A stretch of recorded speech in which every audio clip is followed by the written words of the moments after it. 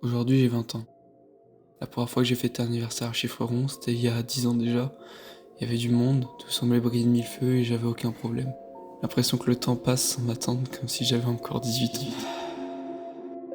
Et aujourd'hui, j'en ai 20. Je me sens comme dans une mélasse. Je pense comme beaucoup de gens à cet âge, on patauge dans l'inconnu.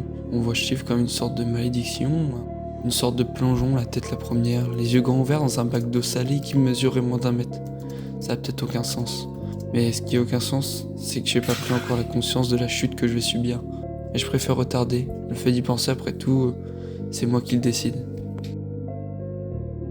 Du coup, j'invente ma vie, pièce par pièce. Je sais que c'est une façon bizarre de voir la vie, mais au moins je pourrais peut-être écrire sur la boîte puzzle plus 90 ans. Merci. Ça fait déjà un moment, j'imagine les puzzles de chacun qui se relient aux autres pendant juste un instant ou jusqu'à la fin. Parfois, on s'oblige à faire entrer des formes par tous les moyens, même si elles ne s'accordent pas pour créer quelque chose d'unique, voire de catastrophique.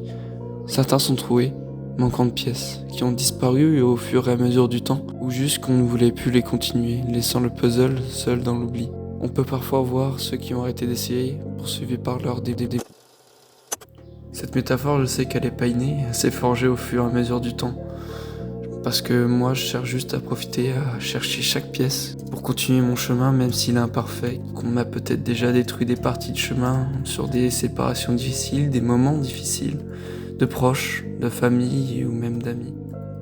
Aujourd'hui, j'ai 20 ans, un anniversaire à chiffre rond, un puzzle qui vient tout juste de commencer. Je saurais pas dire si je suis encore impatient de vivre l'inconnu qui me fait face, mais je suis content de voir où j'en suis pour le moment. Je connais les pièces que je dois placer ou pas grâce au passé. Même si parfois j'ai l'impression qu'il y a des pièces qui n'ont jamais vraiment appartenu à ma vie.